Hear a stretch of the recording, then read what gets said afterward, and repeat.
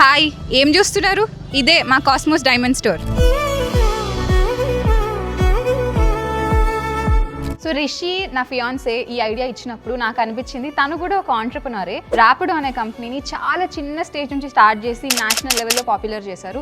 అది చాలా ఇన్స్పైరింగ్గా అనిపించింది. నేను ఎందుకు చేయలేను అనిపించింది నాకైతే. సో మా రిషి ఇచ్చిన ఐడియా అయితే బాగుండింది. ఇన్ఫ్యాక్ట్ అంతకంటే 10 years ముందు మా మమ్మీ మా ఫ్యామిలీ టఫ్ టైమ్స్లో ఉన్నప్పుడు ఇంట్లో నుంచే గోల్డ్ బిజినెస్ చేసేవాళ్ళు. అది కూడా చాలా యూనిక్ డిజైన్స్తో. అదే ఇన్స్పిరేషన్తో నేను కూడా స్టార్ట్ చేసేసాను బిజినెస్. పేరేమో కాస్మోస్ అని పెట్టాను. సో కాస్మోస్ అని పేరు పెట్టేసి బిజినెస్ అయితే స్టార్ట్ చేసేసాను.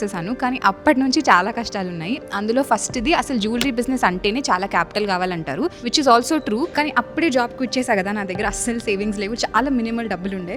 So I thought I make like 10 designs ఆ డబ్బులతో అండ్ ప్రొడ్యూస్ చేసి స్టార్ట్ చేద్దాం అనుకున్నా. కానీ మార్కెట్లో అప్పటికి ఒక్క ల్యాబ్ గ్రౌండ్ డైమండ్ బ్రాండ్ కూడా లేదు. దాని అర్థం కొనేవాళ్ళు ఎవరు లేరు, అమ్మే వాళ్ళు ఎవరు లేరు, అలాగే చేసే వాళ్ళు కూడా ఎవరు లేరు. సో అప్పటి నుంచి మళ్ళీ ఇంకొక 6 months పట్టింది. అన్ని చోట్ల ట్రావెల్ చేసి వేరే వేరే కారిగర్స్ని కలిసి వాళ్ళని కన్విన్స్ చేసి ల్యాబ్ గ్రౌండ్ డైమండ్స్ ని చేయొచ్చు అని ఇవన్నీ చేసేసరికి ఫైనల్ గా ఒక 10 డిజైన్స్ అయితే అనుకున్నాం కదా. అప్పటికి డౌట్ ఉండింది అనమాట, ఎవ్వరు కొనకపోతే కనీసం నేను మా మమ్మీ పెట్టుకొని హ్యాపీగా ఉందాము అని అయితే అనుకున్నాం. సో బై గాడ్స్ గ్రేస్ ఆ 10 డిజైన్స్ ఆల్మోస్ట్ నో టైంలో సెల్ అవుట్ అయిపోయాయి. ఇన్ఫాక్ట్ 5 years తర్వాత ఇప్పటికీ those are some of our best sellers. ఇంక ఈ కాన్ఫిడెన్స్ తో ఇంకా అయిపోయింది, everything is going so well, ఇంకా స్టోర్ పెట్టేయాలి అని అనుకున్నాము. అప్పుడే మళ్ళీ ఒక ట్విస్ట్ వచ్చింది.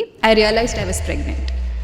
సో ఎక్కువ రిస్క్ చేయకూడదు, స్ట్రెస్ తీసుకోకూడదు, ట్రావెల్ చేయకూడదు, ఇవన్నీ మైండ్లో పెట్టుకొని ఇంట్లోనే ఉంటూ బిజినెస్ గ్రో చేయాలి అని యూట్యూబ్ వీడియోస్ చేస్తూ, ఇన్స్టాగ్రామ్ వీడియోస్ చేస్తూ ఐ థింక్ ఆల్మోస్ట్ ఒక 1000 పీపుల్తో మాట్లాడుంటాను. ఇన్ఫాక్ట్ ఆ కాన్వర్సేషన్స్ వల్ల అసలు జ్యువెలరీ ఎందుకు కొంటారు, ఎలా కొంటారు, ఎంత బడ్జెట్లో కొంటారు, అసలు అది ఎంత ఇమోషనల్ పర్చేస్ అనే పాయింట్ నాకు బాగా అర్థమైంది.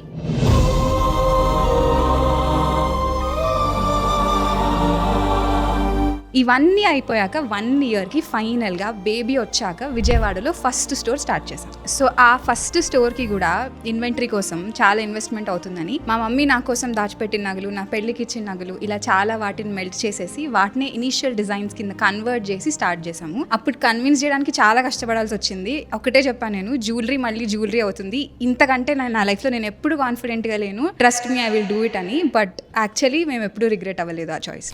సో ఆ చిన్న స్టోర్ మాకు ఫస్ట్ టైం పెద్ద సక్సెస్ తీసుకొచ్చింది. So many different successful client stories, so many designs, so many testimonials. కానీ ఒక చిన్న ఫీలింగ్ ఉండింది దట్ ఇంత మంచి designs deserve a better retail experience అని. అందుకే again after 1 year in 2025 we launched the best retail experience possible with our Bangalore store.